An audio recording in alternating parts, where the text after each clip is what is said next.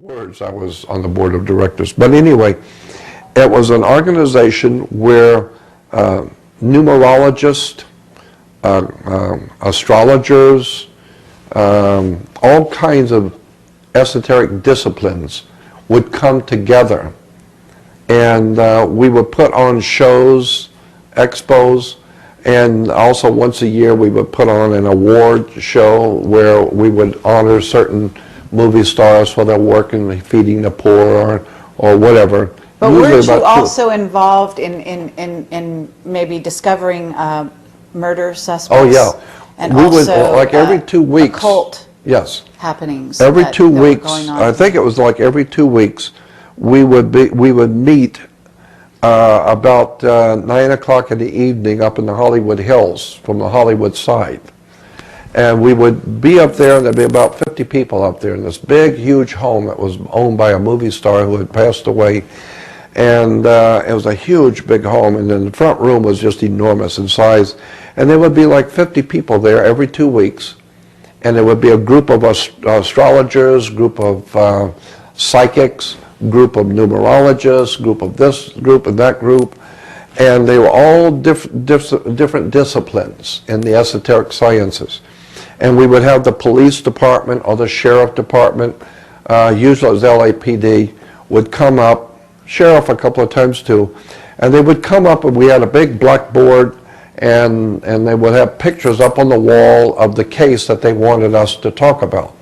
And they would show us the person who was kidnapped or the body that was found or whatever the case was.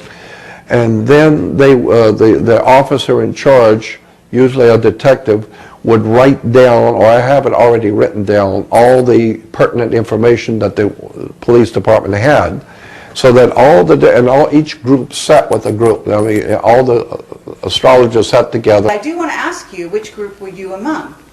Were you a psychic? No, I was with the people who were putting it on. It was all being sponsored by the US of A, United Sensitives of America. And since I was on the board, I was there representing the company that's putting this thing together. And we would also do, like I said, we also would have award ceremonies once a year, in which we would give awards to different people who are doing different things for humanity. I was privileged to be able to be there to give Manly Palmer Hall an award for his work in service to the world. Manly Palmer Hall, I believe, was one of the finest and most dearest men I have ever met in my life. He was not only charming and extraordinarily brilliant mind, but he was one of the most decent and beautiful people that I have personally ever met. Manly Palmer Hall was a extraordinary teacher. He never promoted anything. He merely educated people as this is where this came from, this is where that came from, this is what that word means. So he was an educator. People have called him all kinds of names because he was a Mason. I knew him personally. I've been to his home. When he died, he left me a beautiful gift. All of his research journals he left to me. That's amazing.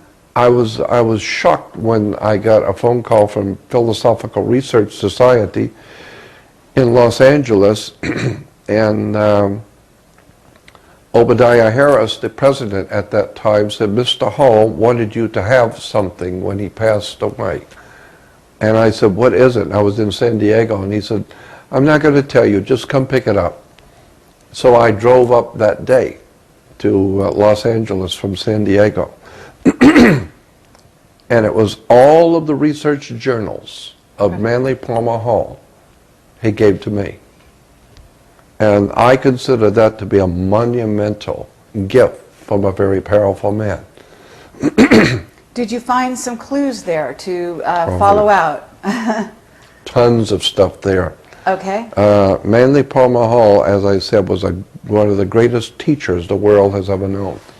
In my humble opinion, I don't think there's ever been in any era of time a man to come close to what Manly Palmer Hall was able to do. Anyone who has an open mind, and of course your mind is like a parachute, it doesn't work if it's not open. Anyone who is intellectually honest, which you don't find very much, intellectually honest with an open mind, mature and intelligent person looking at the work of Manly Palmer Hall would have to say this is one of the greatest men that ever lived. I don't know how many, maybe 70 or 80 books on esoteric subjects of the whole world. Over 46 sets of lectures, like 6 90-minute audio lectures on 46 esoteric subjects of the world. Wonderful. Incredible, plus thousands of lectures. Incidentally, I have everything he ever did. Every lecture he ever did, I have digitized. Monumental work. But he was a personal friend of mine, and I loved him dearly. And I'm saying this because there are so many people who put him down because he was a Mason. He was a wonderful teacher, a brilliant man, to which his detractors could not even hold a candle. I hear you. How do you feel, just to and he's not the only gears. one. I have other people I feel the same way about. Yeah. Okay. Yeah. How do you feel, just to change gears here a little bit, about the current administration of Obama? Well, I'm not political as such. Personally, I think I would choose my words carefully here, because I like Obama as a person. And he's very personable. He's the kind of guy I would love to sit and chat with, and his children are beautiful. His wife is very intelligent young lady, and so I don't have anything against Obama or his family. I think they're very personable and very interesting people. But it's the powers behind him that he represents that's frightening to me. I know things about the people who are behind him that is absolutely staggering, frightening.